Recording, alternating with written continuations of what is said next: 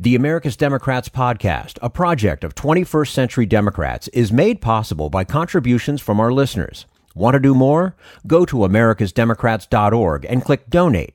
And thank you for allowing us to be your voice. And if you enjoy the show, please share it with your friends on Facebook and Twitter, and leave us a review on your favorite podcast app. This is the America's Democrats podcast, the weekly podcast for stand-up Democrats. I'm your host, Jim Cuddy. This week, laying out a positive, progressive vision on immigration policy, plus the long history of voter suppression in America and how to fight back.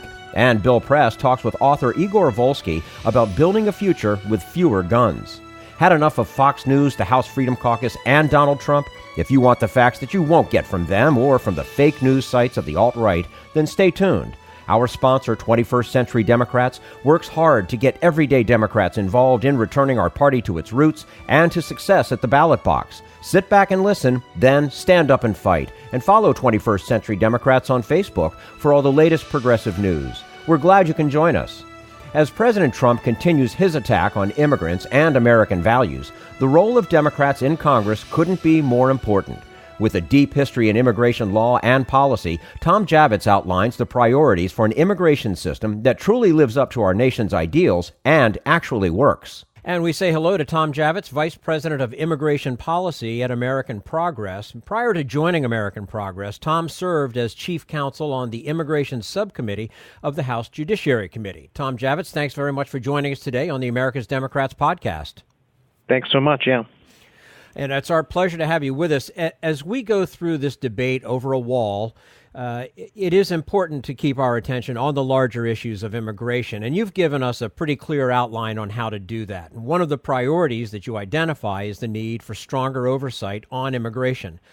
What exactly is needed and how could it be done? Well, having a new Democratic majority in the House means that every single committee and subcommittee is under a new chairmanship. Those committees have investigative authority, and they can do oversight into a whole array of executive activities. That really hasn't been happening at all, or wasn't happening at all during the last Congress, the last 2 years of the last Congress.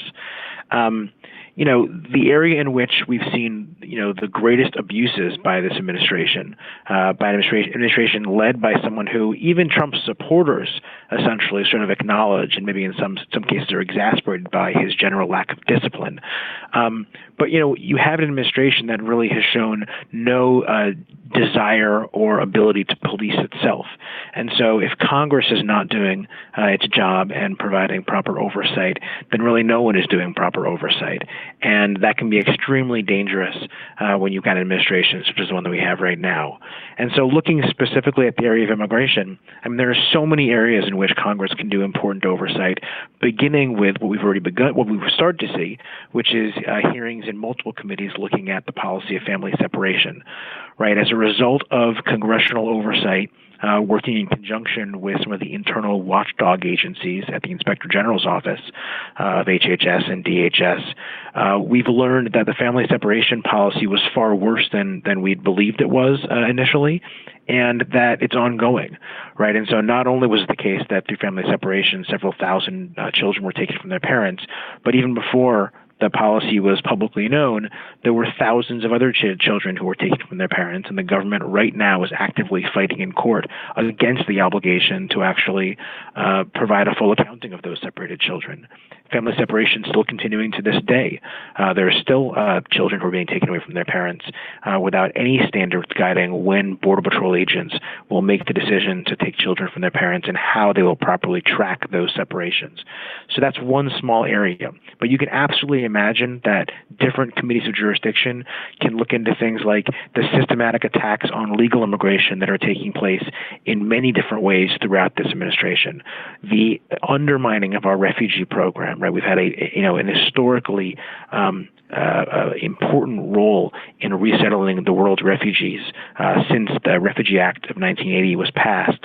And this administration has dramatically slashed refugee admissions. And the data shows that that has not led to other countries picking up the slack. It's actually inspired other countries to step back themselves, which is just going to create greater geopolitical instability and leave millions and millions of people around the world in dire straits. So there are all these different areas where Congress really needs to take a close look at what the administration is doing. And the value of that is, first and foremost, when you expose something that is really horrific, it may actually lead to change. It may actually halt the administration's policy changes. In other instances, you can better explore what kinds of policy changes are needed in order to fix those problems, and that can inform legislation that's enacted. And then finally, to be honest, from my perspective, this national nightmare will end at some point, and we're going to have to rebuild government in a million different ways. And helping to really expose what they've done to break down so many of our institutions and to raise the profile of how critically important it is to quickly tackle those repairs is something I think will be done right now so that it can supercharge the effort in the future. I want to ask you something about Dreamers, but before I do that, one of the sadder stories that we've seen in recent months because of the actions or lack of actions of this administration, there have been several deaths of children in detention, stories about very difficult conditions, and we've seen some footage of that. What can Congress do specifically to prevent this from happening? Because this has got to stretch across party lines. I mean, nobody can accept what's going on there, and yet nothing seems to be getting done. Yeah, so in December, 2 children who were in Border Patrol custody died while they're in Border Patrol custody. The first child, Jacqueline, was the first child to die in Border Patrol custody in 10 years. Very soon thereafter, just about a week or so later, another child died in Border Patrol custody. That second child had actually been in Border Patrol custody for many days before the time when he appears to have become sick, was taken to the hospital, and then, frankly, was inexplicably released from the hospital with 103 fever back into Border Patrol's custody. And he eventually passed away. This has really, I think, sent shockwaves through Congress, through many members of Congress and committees of jurisdiction, as well as, I think, through the public's attention to this issue.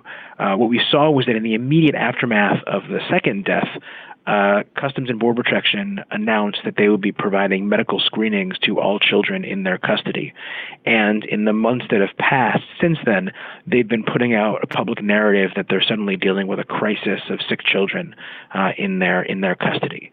Now, I would say first and foremost, it should be shocking to everyone that Customs and Border Protection was holding children for days and days and days without providing even the most cursory medical screening in the first place. And second of all, the fact that they're now characterizing the situation that they're facing as a crisis of sick children in their custody when they weren't even previously providing a basic screening for children, suggests to me that we're not dealing with really a new crisis of sick children in their custody. We're just dealing with them finally waking up to the problems that they've long been encountering. And that's important. It's important to make sure that Border Patrol agents and Customs and Border Protection officers have the tools and training and access to trained medical professionals and child welfare specialists in order to deal with the population that they're seeing. It's important in these 2 cases as well, I'll say, because both of the children who died in custody and their fathers who were with them were from families who came from indigenous communities in Guatemala, where they did not speak English and Spanish was not their first language. And we actually at the Center for American Progress did a paper looking at the impact that the failure to provide adequate language access may have had in their case for their lack of access to proper medical care, and historically how the lack of proper language access has been denying proper medical care to indigenous peoples previously as well. There was a survey that was done of recent deportees by the Center for Migration Studies that was published back in December or January, I think it was, which found that by and large, many people who were deported from Border Patrol custody report not receiving medical care after they've complained of the need for medical attention, but that is a particularly acute problem for people who are from indigenous communities who speak indigenous languages. So what is Congress doing? There are a number of different members of Congress that are very engaged in this. Raul Ruiz, who's a member of Congress from California on the Democratic Party, who is a trained physician, was an emergency room physician, is trained in humanitarian relief efforts, spent time in Haiti after the earthquake. He worked on a resolution that was introduced and helped to get some language inserted into the last appropriations bill that was enacted into law to ensure that additional funds were put toward CBP's efforts to provide necessary medical services to these vulnerable populations. He's also working on additional legislation, and I'm excited to see what comes out of that effort. We've seen a lot of engagement also from other members of Congress. Both of these deaths took place in New Mexico, within Xochitl Torres Smalls district. She's a freshman member of Congress in New Mexico.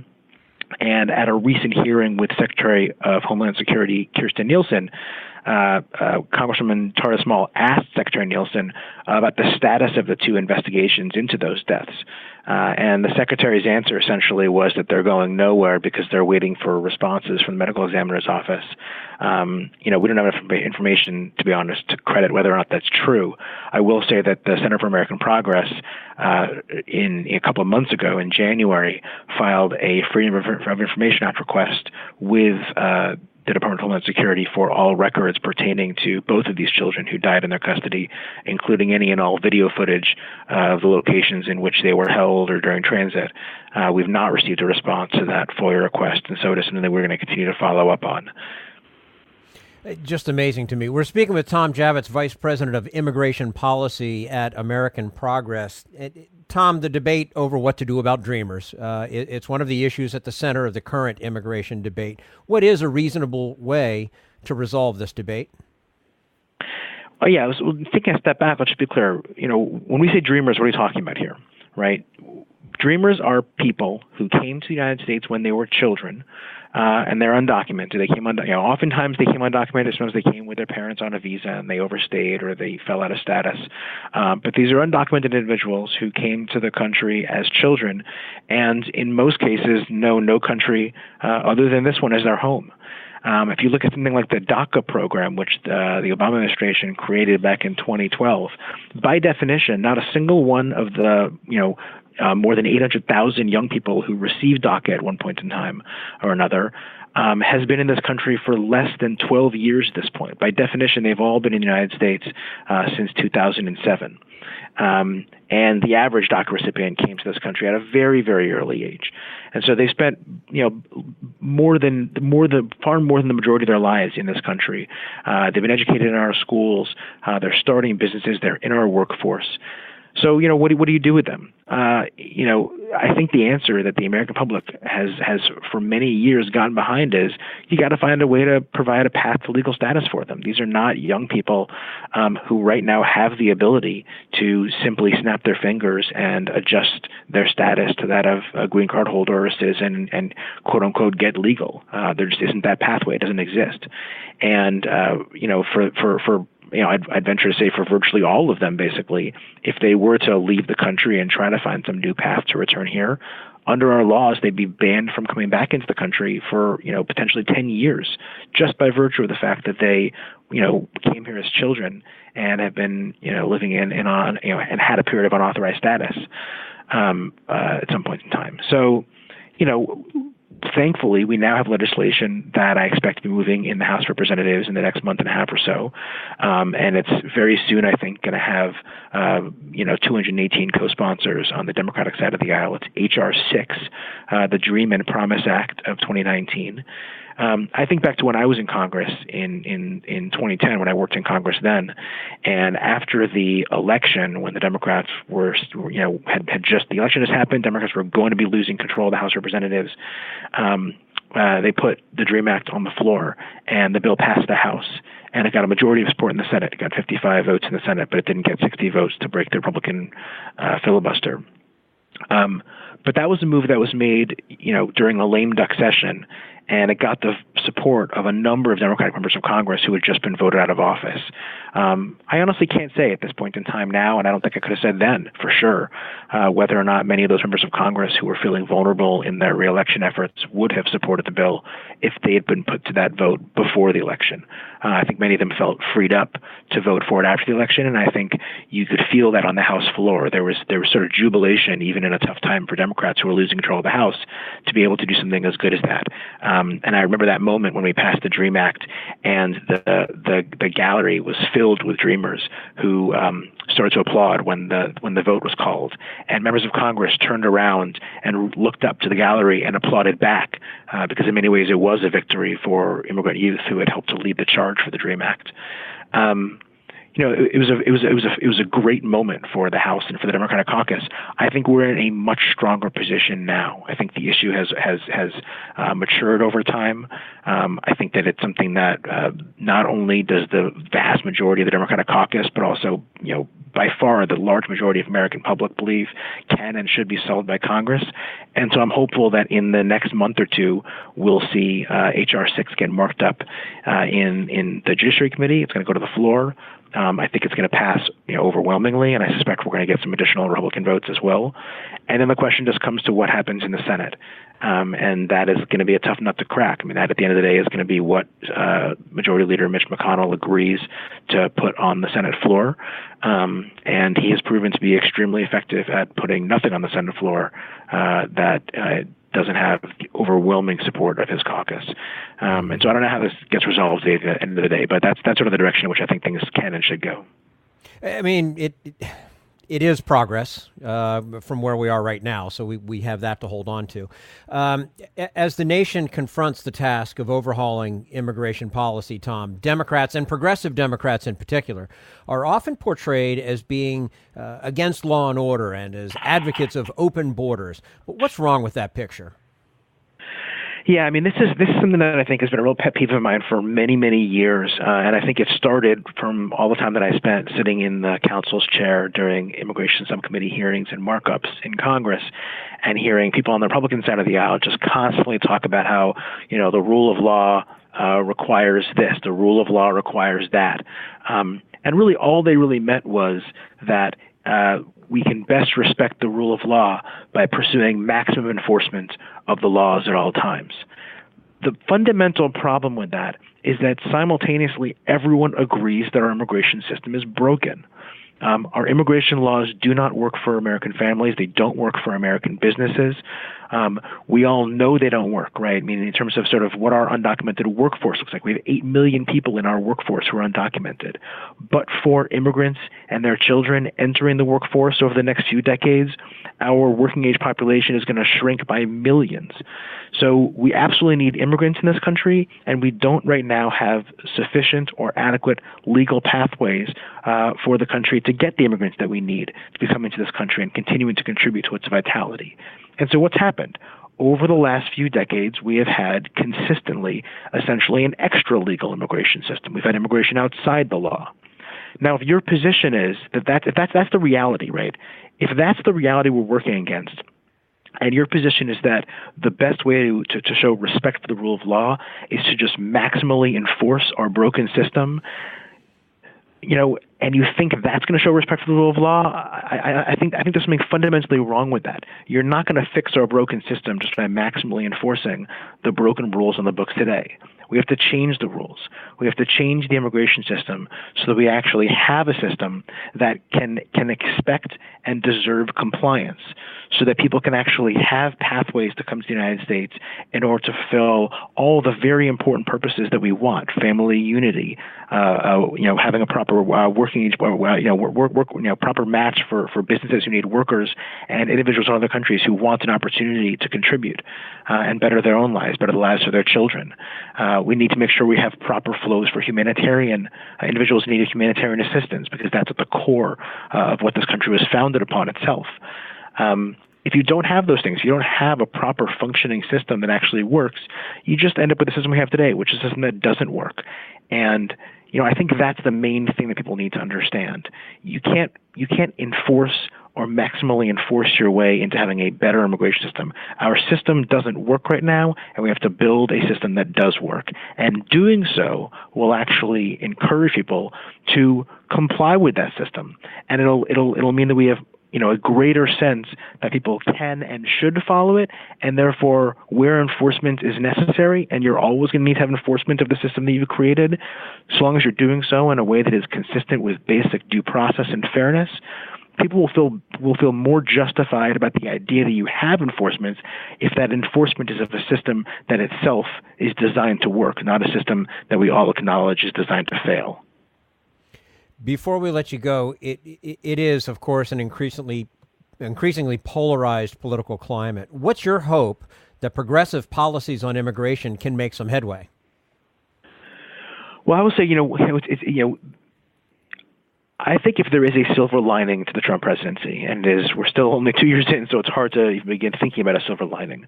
But I think in some ways, one of the silver linings on the immigration side of things, at least, is that for many, many years, the anti-immigrant crowd has been able to create sort of a mystique that everything would be better, basically, if they were able to just have maximum enforcement and we could just, see how that works. This is the first time we're really getting a sense. I mean, first time in my generation, in my lifetime, certainly my professional lifetime, when we're getting to see what it looks like when you actually hand over the reins to an administration that wants to test out that theory. And I think that as people are getting a sense of it, as they're starting to look at it, they're realizing how much they don't like it, how much it doesn't, in fact, reflect the world that they would like to see and the country they want to be. And we're seeing that in a lot of the data. Gallup has been testing since 1965 whether Americans want the level of immigration into this country to increase, decrease, or stay the same. We've never before had a number where decrease is as low as it is and where increase or stay the same is as high as it is. Similarly, over the last 10, 15 years or so, you've seen polling about whether immigrants are positive contributors to this country. We are at record highs for that. So I think people are seeing basically what it looks like when you have an administration that leans in so hard to vilifying and demonizing immigrants and really undercutting all the different ways in which immigrants can come to this country and contribute. And they're saying, this is not what I bargained for, basically. This is a lot uglier than I thought it would be, I guess. And so I'm hopeful that, as people see that and they understand the imperative to construct a better system and one that is more consistent with our values and more consistent with our country's interests, then we'll be able to see some progressive policies being enacted into law that have popular support and and to me, this goes back to the earlier comments, and that actually work. Because at the end of the day, I think it's fine to have policies that make you feel good, but if they're not going to actually improve the system, I'm not sure what you're quite getting out of it. But fundamentally, we have to appreciate that everyone understands the system doesn't work, and it's leading to a status quo that is unacceptable. And so, the cruel enforcement that we're seeing basically is just cruel enforcement of the system that we have today. We've got to change that system. And if you do it effectively and you do it in a way that is realistic and that properly appreciates and anticipates the need for immigrants in this country today and in the years ahead, then we'll have a system that actually works for the country and that works for Americans and works for people around the world who want to come and contribute to our country. Tom Jawetz, Vice President of Immigration Policy at American Progress, joining us today on the America's Democrats podcast. Tom, we appreciate your time with us. Would love to have you back again and talk more about it soon. Great. Thank you so much for having me. You're quite welcome, and thanks for joining us. And this is the America's Democrats podcast, the weekly podcast for stand-up Democrats.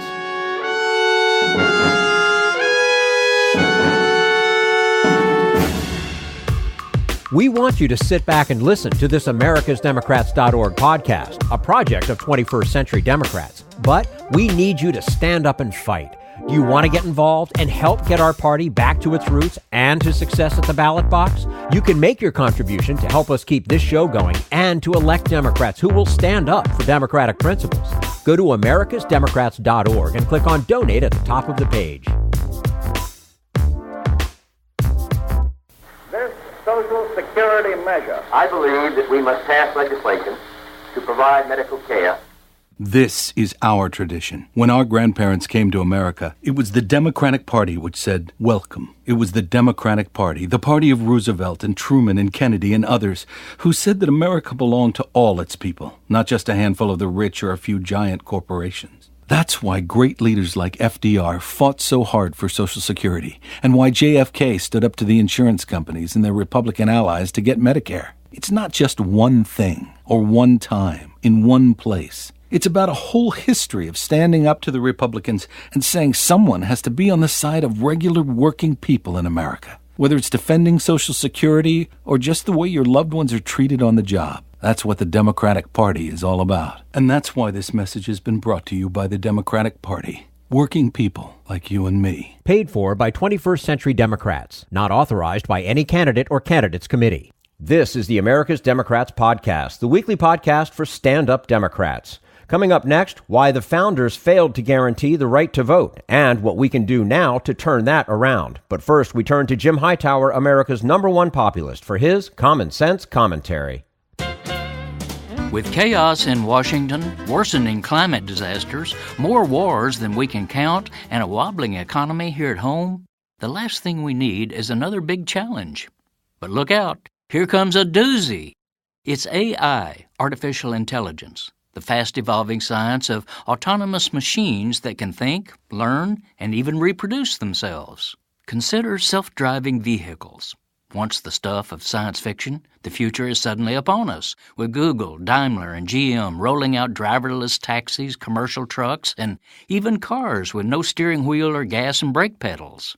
An army of corporate lobbyists is rushing to legislative halls, literally changing the rules of the road to allow full deployment of these vehicles. What about the hundreds of thousands of professional drivers who will lose their jobs? Not our problem, say the financiers and AI barons who will profit from a mass botmobile conversion. Besides, as one AI champion coldly asserts, those drivers get sick, take vacations, etc. People are messy, he notes. Machines are straightforward. Indeed, so straightforward that these 2-ton, non-sentient drivers will be driving straight at a world of defenseless pedestrians. Already, one of Uber's experimental cars killed an Arizona pedestrian last year. We can fix that, says Andrew Ng, a prominent AI investor. They just have to be reprogrammed. By they, Ng doesn't mean the self-driving machines. He means we pedestrians must be reprogrammed. Please be lawful, he scolds, and please be considerate of the computer-driven vehicles. No jaywalking, obey pedestrian signs, give right-of-way to the new technology. This is Jim Hightower saying, so don't just prepare yourself for a brave new world of automation. Prepare to be re-educated so you can interact properly with machines and don't get in their way. Need an antidote to the progressive blues? Want some good news about how grassroots folks are rebelling against the corporate powers and winning? Well, here's an easy-to-swallow pill for you, the Hightower Lowdown. Hightower's monthly newsletter will give you the lowdown, even as it lifts you up. It's 4 pages a month, jam-packed with facts you can use, actions you can take, and Jim's own Texas humor, all for only $15 a year. To become a lowdowner, go to hightowerlowdown.org.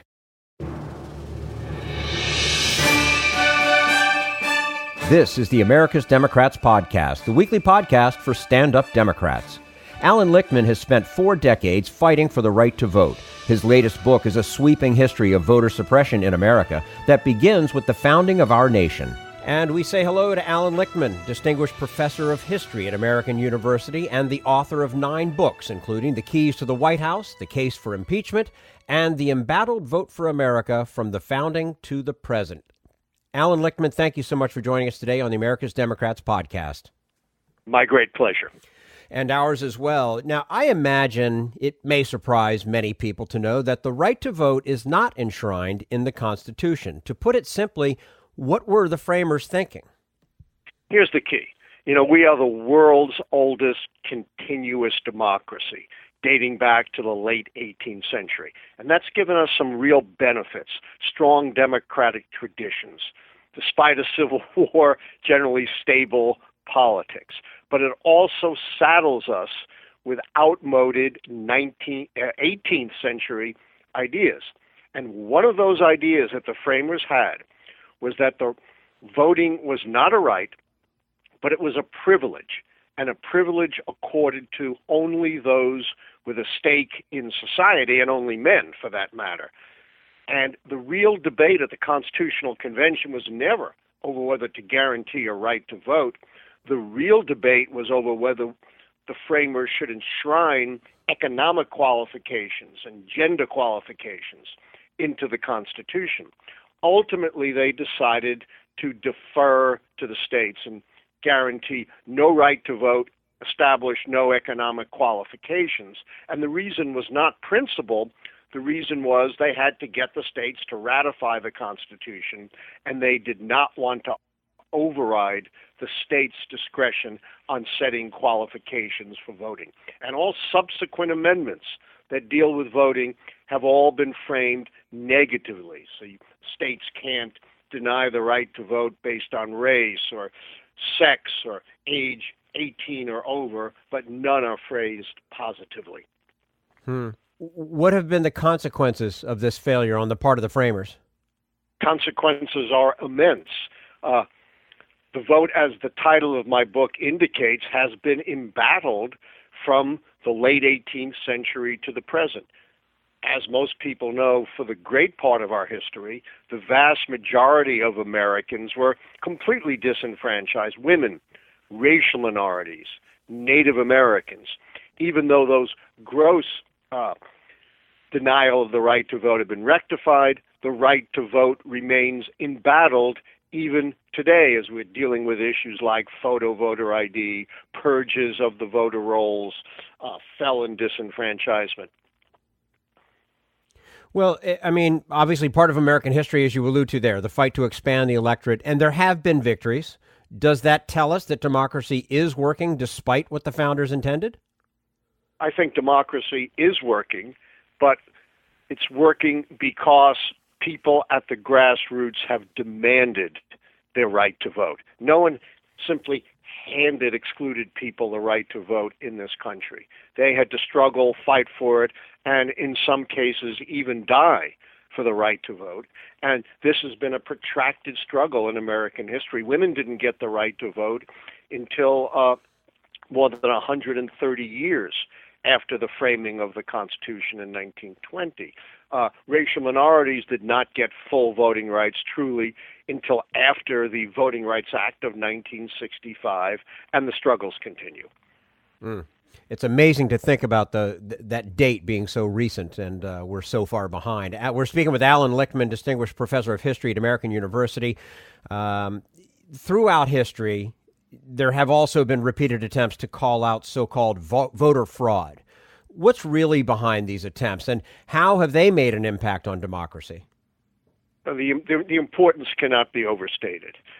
Claims about voter fraud go back to the beginning of our republic, unsubstantiated, as most of them are today as well, and they were used as justifications for denying the vote to women and denying the vote to racial minorities. The argument was, if we let women vote, we're going to have rampant voter fraud because women are weak and dependent and their vote will be corrupted. And we certainly can't give the vote to black people because black people are ignorant. Black people have just come out of slavery and their vote will be bought and corrupted. And we hear exactly the same justification today.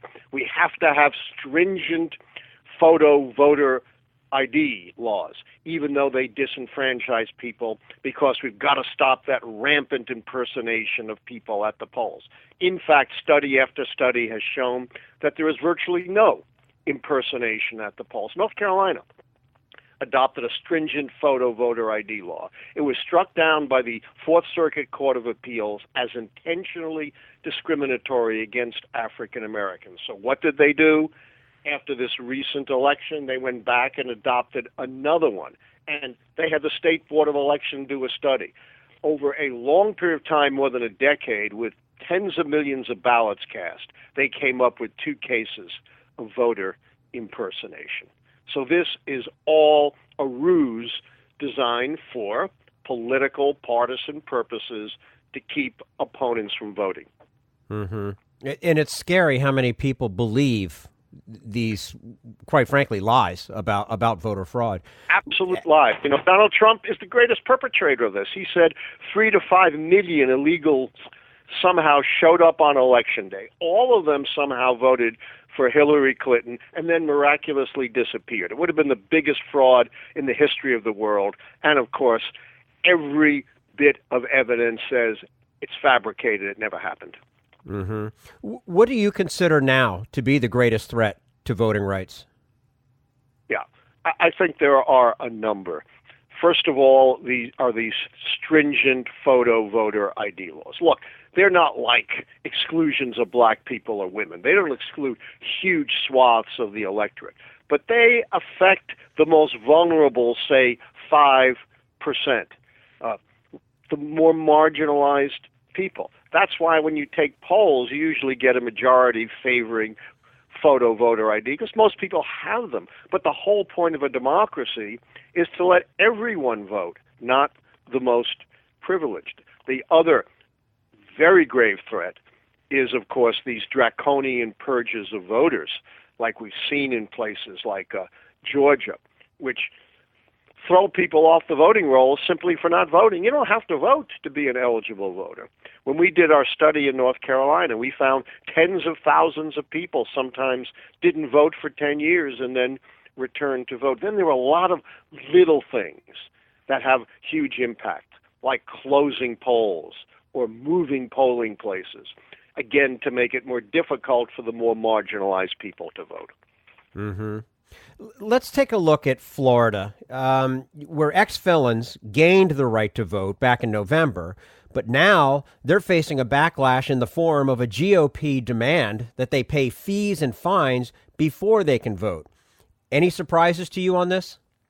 Not a bit. Look, these former felons who paid, who served their time, been out of parole, out of probation, they are disproportionately African American, and Republicans know full well that African Americans vote overwhelmingly Democratic, over 90% in Florida. That's why African Americans and other minorities are such a target. And it is absolutely outrageous that they are forcing these people, recently out of prison, who obviously don't have great resources, to pay these exorbitant fines and fees. It's another poll tax. Poll tax was such an egregious form of discrimination against minorities that we outlawed it by constitutional amendment. Now through the back door for cynical partisan purposes. None other. Just because you didn't pay your fine and fees doesn't mean you lose your citizenship rights. But for cynical partisan purposes, the Republicans are trying to undermine a constitutional amendment that the voters of Florida passed overwhelmingly. Well, and here's the scary thing. It's a vicious circle at work here. As voter suppression efforts restrict the right to vote, citizens become more cynical about the voting process itself, and then they don't show up to vote, which likely curtails the effort to even change restrictive laws. How do you see us moving out of this cycle? You're absolutely right. It is a vicious cycle. And, we are supposedly the world's greatest democracy, yet as compared to peer nations, our voter turnout shamefully is close to the bottom. It shouldn't be that way. Now, how do we move out of it? Ironically, because there is a lack of a U.S. constitutional right to vote, I think the way to move out of this is grassroots action at the state level. Florida is a model. It did pass a constitutional amendment re-enfranchising former felons. It also passed a constitutional amendment prohibiting gerrymandering, which has had some corrective effect. That can be a model for similar grassroots movements in states all over the country. Second positive development is the state courts are now becoming active because many state constitutions do have guarantees of the right to vote. We saw this in Pennsylvania, which had an egregious gerrymander. Republicans in 2012 won 49% of the vote and got over 70% of congressional seats. The federal courts deferred, but the state Supreme Court struck down the gerrymander. Now we have a fair plan, and as it should be, the Pennsylvania congressional delegation is about evenly divided. Well, we make some progress. We've got a long way to go, and hopefully we do bust out of this cycle sooner rather than later. Allan Lichtman, Distinguished Professor of History at American University, author of many books, including Keys to the White House, The Case for Impeachment, and The Embattled Vote for America, From the Founding to the Present, joining us today on America's Democrats podcast. Allan, thank you so much for your time. We do look forward to having you back again with us soon. Anytime. You know where to find me. Thank you very much. And this is the America's Democrats podcast, the weekly podcast for stand-up Democrats.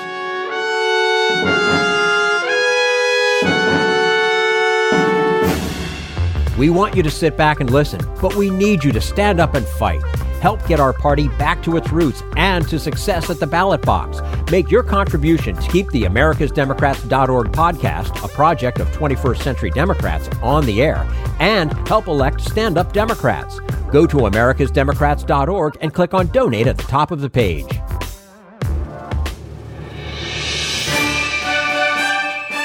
This is the America's Democrats Podcast, the weekly podcast for stand-up Democrats. And now Bill Press with author Igor Volsky on his radical argument for the gun control movement our country desperately needs. Igor Volsky, who was Think Progress for a long time, but now he's got his own organization. What, a year ago now? Well, two years. 2 years. 2 years, but Whoa. I've been doing it full-time since August of 2018. Oh, is that it? Okay. All right. Where I feel like we're just getting started, really. Executive director of the new organization, Guns Down, and author of the new book out today, Guns Down. And so, you know, we always sort of subtly suggest maybe you should look up the book. No. Today, the hard sell is on. Buy the book. It's Igor's book at your local bookstore or wherever you buy books, online, whatever. Hopefully your local independent bookstore. Get the book today. Igor, congratulations. It's good to see you. Thank you. So good to be here. By the way, you're saying gun safety. My argument is we should be saying gun control. Okay.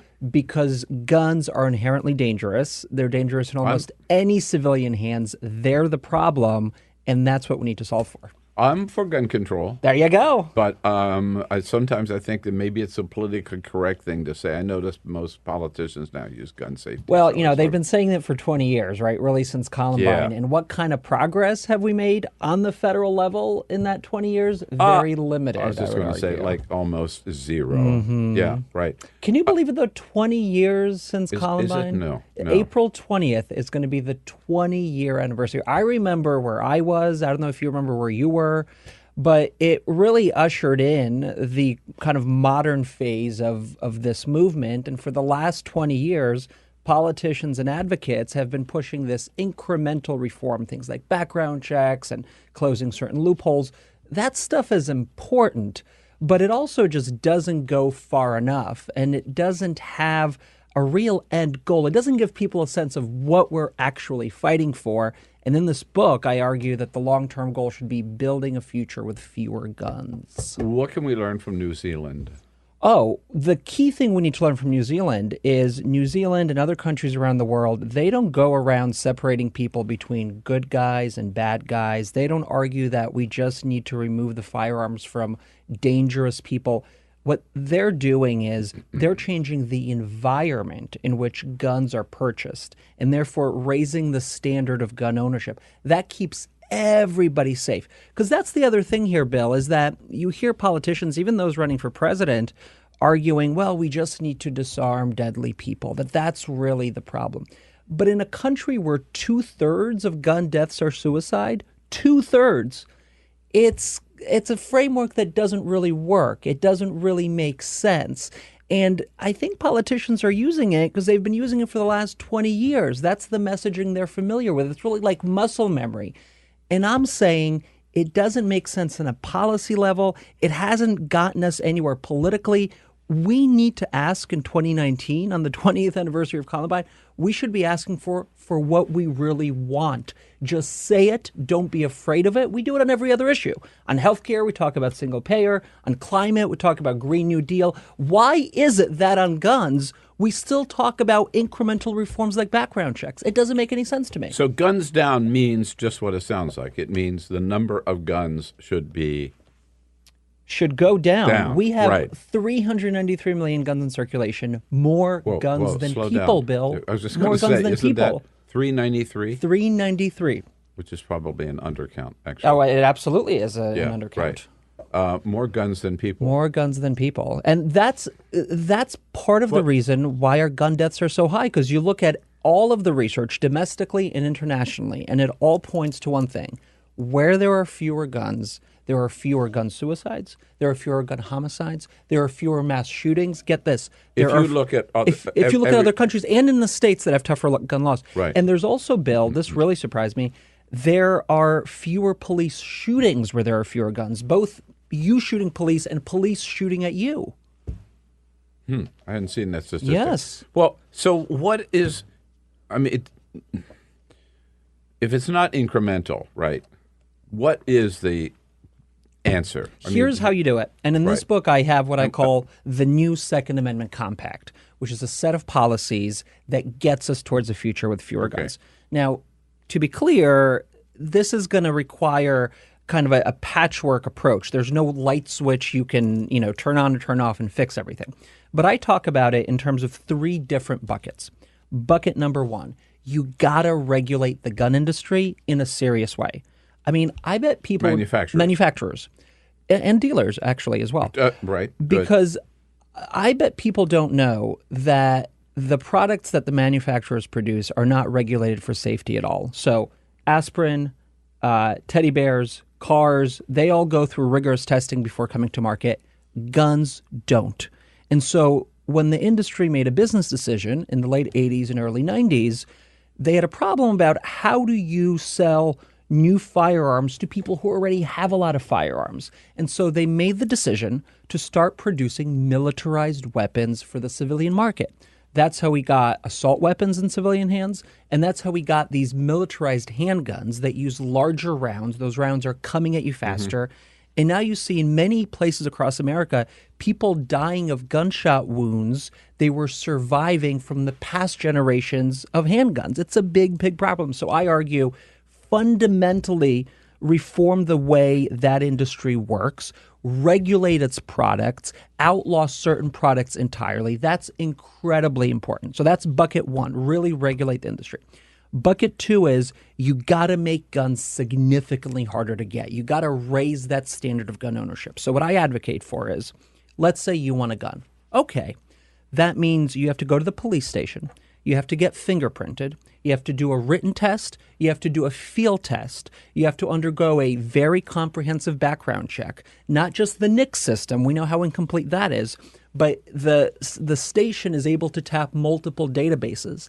And they should also have discretion, Bill, because we know in a lot of cases, particularly in domestic abuse, the cops may be called to the house 10, 15, 20 times, no charges are filed, and then eventually a life is taken. And so if the police know that, but it doesn't show up in the background check, they should have a level of discretion about whether or not they give you a license. Does that include registering the gun? And yes, registering is the other piece of the gun, and also insurance. Get insurance on the gun. That's also important. So you raise the standard of gun ownership. And then for folks... I want to come back to bucket 1 for a second. Bucket 1. Does that also include being able to sue the gun manufacturer? Yes. So right now there's a law that prevents that in most cases. We need to get rid of that. That's a challenge, though, because there was a federal law, the PLACA law, but there's also 37 states that have state versions of this legislation that gives immunity to the gun industry and to gun dealers. That's very important. That's a good point. And then the third bucket, Bill, is really solving the gun deaths and the gun crisis that is happening in many of our urban communities. And what works there, and what we know works there, are community-based violence intervention programs that have significantly reduced gun deaths. And the reason why they work is, if you take a map of places like Boston or Philadelphia or Baltimore, you can really chart out where all of the gun crime is coming from, to specific blocks, to specific streets. It's really just a handful of individuals who are responsible for a lot of the gun death. So what these programs do is that they come in and they work with violence interrupters within the community. These are people who have credibility in that community. Many of them maybe served time in the past and have since come out and want to help their community. They know the folks who are causing the most trouble, and they work with them to de-escalate situations. So if you have a beef with someone and the community norm is you take out your gun and you shoot that person, they work with you over time to change how you react to those situations, to de-escalate. Where are these organizations They're working? all over. They're in Baltimore. In Boston was the big project, that Operation Ceasefire, that began in the 90s. They're in Philadelphia. They've reduced gun crime by an average of 30 to 70%, depending on the program, depending on the location. They need federal funding. And that's what I call for in the book. Any in Chicago? In Chicago as well. Many in Chicago. In fact, I traveled to Chicago and met with folks who run that program, both their clients and the violence interrupters. Bill, I met with one young man. He is 14 years old. He had just been shot, I think, 3 weeks prior before we met. He has never left Chicago. He's never been on an airplane. He's never been on a train. And he was shocked that I was asking him about this because to him, this was just daily life. This is what life is: getting shot, getting into trouble, and facing the consequences. And it really shook me. It really shook me, Bill. And in that, he's part of that program now, and so he's working with these violence interrupters. He's working with social workers to keep him in school, to keep him out of trouble, to teach him how to deal with tense situations so that you change the mode of behavior and you don't ever pick up the gun in the first place. I'm not sure which bucket it belongs in, but isn't there's another problem that I've heard talked about, which is to build a case maybe for some of these measures. It would be nice to know what impact gun deaths have on American health issues. I mean, the relation. Isn't the CDC still prohibited by Congress from even investigating what a public health problem? Yeah, I mean, this is one of the most absurd things in our policy is that the government cannot fund research that will help us understand the factors that lead people to firearm suicide, the factors that contribute to violence in our cities, the best ways to reduce all of those things. Yeah, just establish what the problem the gun deaths have to public health life, right, in this country, and what could be done about it. Exactly. And that, of course, speaks to the muscle of the gun industry and its lobby in preventing that kind of research. Is it as muscular as people think it is? Guns down, right? Right. I mean, you and others have proven that it's not, I guess, is what I'm getting to. Here's the thing, Bill.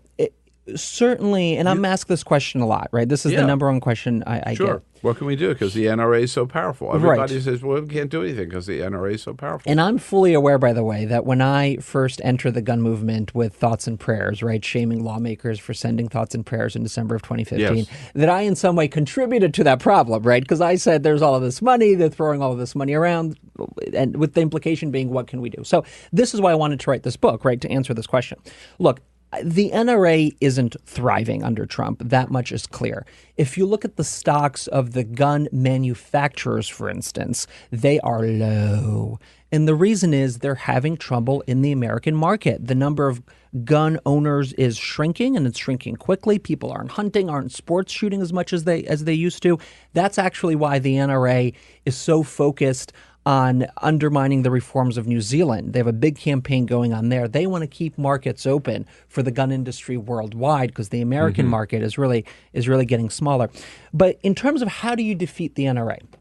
Look, part of what I work on with my organization, Guns Down America, is creative ways of financially draining the industry and the lobby. And so what we launched last week was a campaign that is pushing the 15 largest banks in America to stop doing business with the gun industry until that industry can be fundamentally reformed. And by the way, if folks go to isyourbankloaded.org, they'll get a list of the 15 banks. We worked with a research firm to figure out how much those banks had invested in the gun industry. Based on that research, we've graded all of the banks. So some have higher grades, some have lower grades. And folks on isyourbankloaded.org can see what grade their bank has and take action. They can Facebook message the bank. They can tweet the bank. They can write an email from their personal account to the bank with the message being, hey, when I go to the bank and put my hard-earned dollars into the bank, those dollars should not go to fund the gun industry. And you as a bank customer have leverage with that bank to push them to do better because they need your money. Right. This was launched last week, written up in the New York Times, where I saw it. A very effective campaign. I didn't see anybody else focus on the banks. Yes. There have been some other, I've heard some other talk in the past about for people for their investment portfolios, they also ought to make sure that their mutual fund does not include putting money into the industry, the manufacturers. Yeah, and that's a lot of real important work. And we felt like we could really add value to that body of work by looking at banks, looking at consumer-facing banks. And it also, Bill, answers the question. I'm asked this question a lot as well. what can I do? I got 2 blue senators. I call them all the time. They're like, stop calling already. We know. What can I do? So this is our answer. Everybody has a credit card. Everybody has a bank. Everyone as an individual, or more importantly, even as an institution, can push their financial institutions to do better. And also, what people can do, even if they're a member of Congress or a senator is on the right side of this issue, let's say, they're not limited from helping people helping either dethrone people or helping people in other areas, right? And That's right. We've seen now, like, look at Act Blue, right? Through Act Blue, you can give money to any congressional district in the country, people you've never heard of, right? By the way, you know who else you can give money to using Act Guns Blue? Down Guns America. Down America. I That's bet. right. Is that right? That's right. absolutely There's another right. thing you can do, right? But I'm thinking back on the electoral front. The number that at least I've got in my head, I hope it's right, is that I think John Yarmouth, who is always congressman from Kentucky, now head of the Budget Committee, good friend of the program, here often as a guest, and who ran the NRA. He's gotten an F rating. In fact, he wears an F on his jacket. Proudly. Yeah. He gave us each one of those. Oh, wow. I love that. And wears it proudly. When he started out, the NRA took him on 100%. He beat them then. He's beat them every time he's been up for re-election.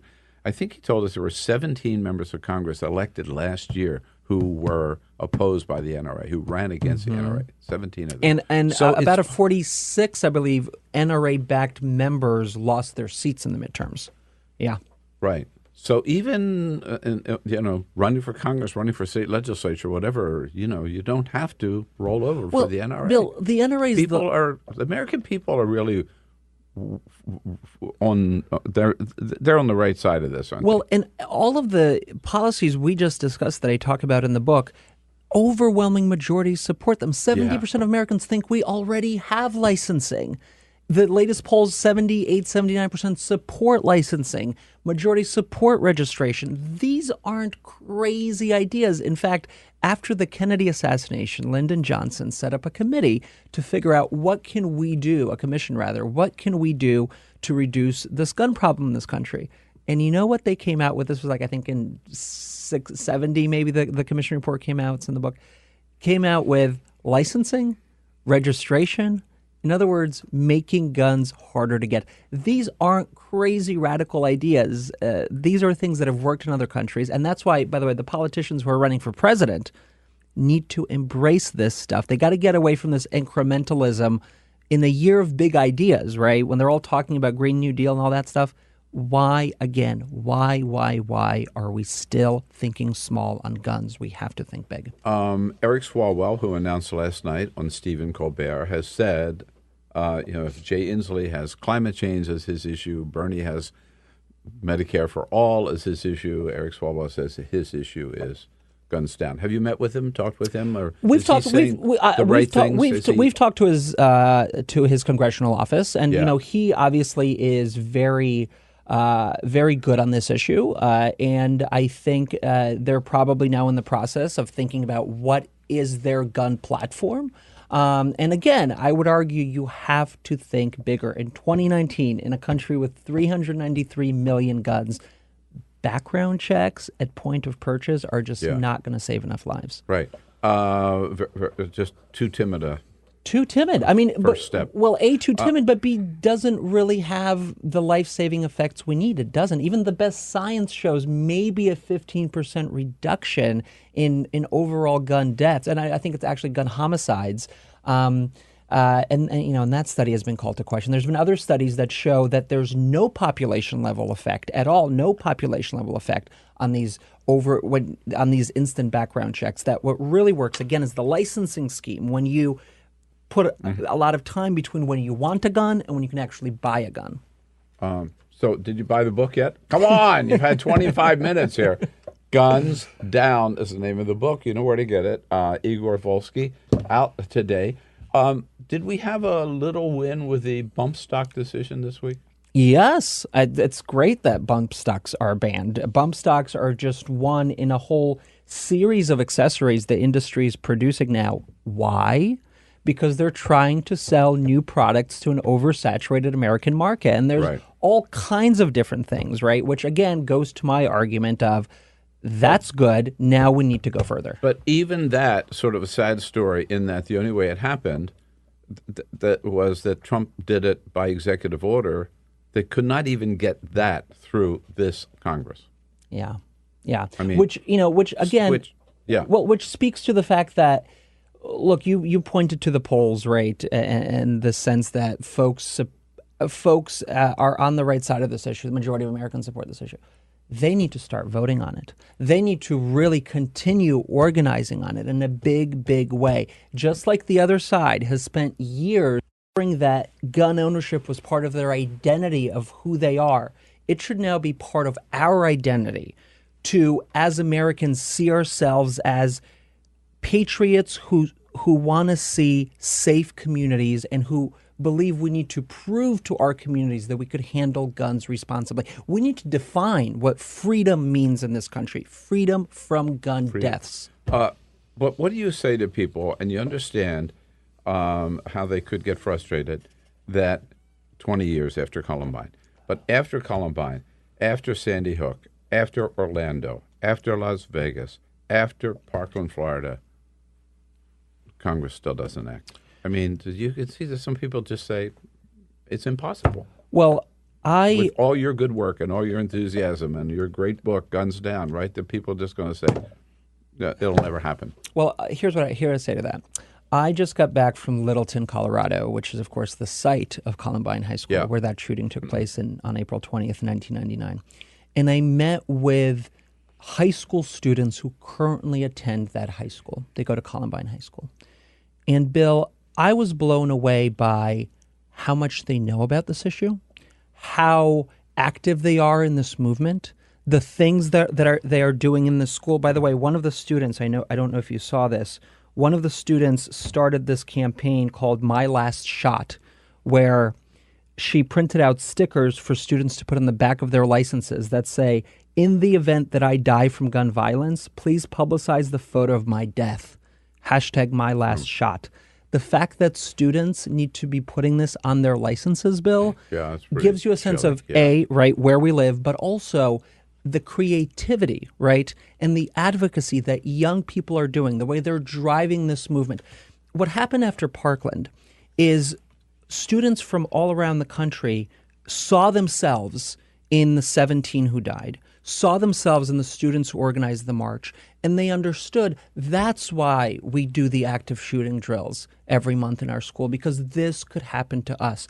And this issue is so in them, Bill. It's part of who they are in a way I have never seen before, not after Columbine, not after Newtown, that I truly believe, this is why I have so much optimism, I truly believe that the young people in this movement, the young people of this country are not going to let this issue go. There's a big shift now. Right. And they're, like you mentioned, Parkland. The Parkland kids are still marching. Yes, right? yes. Still organizing. Yeah, yeah. And we work with a lot of them at Guns Down. And they're very much in this movement, not just for themselves, Bill, but for their younger siblings, for their future children, for the future of this country. The movement in 2019 is so much more mature than it was in 2013, which was when background checks were distributed. Talk a little bit about the contribution of, in more ways than one, of Michael Bloomberg on this issue with our. So it started as Mayors Against Gun Violence, right, and now it has morphed to Every Town. Every Town, right. And no, look, people like Mike Bloomberg and other both political leaders across the country, but him specifically, have really been able to advance this issue in a serious way, right? And that's when I say it's a matured movement. It's matured partly because of the work of Mike Bloomberg, of the work of organizations like Everytown and Giffords and Brady. They've been able to really educate the public about what the problem is. They've been able to accomplish amazing things on the state level. I mean, state gun laws have strengthened significantly. They're doing great work on the federal level, and that's why the movement as a result of them is so rich now. It is encouraging to see so much happening at the state level because, that's the way. And that's where a lot of gun policy is made, frankly. Right. Yeah. Right. And, if Congress is not going to act, well, we'll keep the pressure on them. In the meantime, we'll get something done at the state level. On the state level, and also through the corporate advocacy work as well, because you'll remember that's how we made a lot of progress on LGBT issues, right? Absolutely. Is that corporations led the way? They have an opportunity to do that here as well, on apartheid as well, exactly. Yeah. That's all for the America's Democrats podcast. Thank you to all who made today's show possible. Tom Jawetz, Allan Lichtman, and the entire Bill Press team. And thank you for listening. If you liked what you heard, please get involved in our efforts to keep this show going and to elect Democrats who are bringing the party back to its roots. Go to americasdemocrats.org and click on Donate at the top of the page. And be sure to find 21st Century Democrats on Facebook and Twitter. And leave us a review on your favorite podcast app. For the America's Democrats podcast, I'm your host, Jim Cuddy. We want you to sit back and listen, but we need you to stand up and fight. Join us. Support the americasdemocrats.org podcast, a project of 21st Century Democrats, and help elect Democrats who will stand up for democratic principles with your contribution today. Go to americasdemocrats.org and click on Donate at the top of the page.